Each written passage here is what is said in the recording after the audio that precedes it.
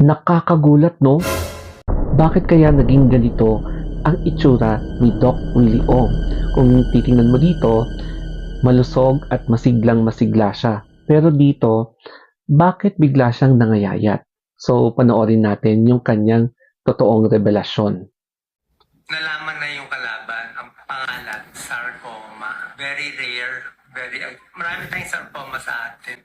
Pero yung ganitong sarcoma nagtatago na very aggressive, very big.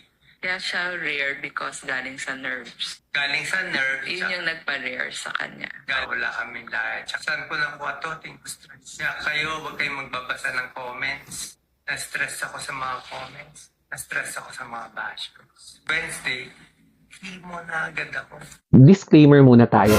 Hindi po ako doktor, but I'm a registered nurse here in the Philippines. And kaalyado namin ang mga doktor kasi kami yung nagka-carry out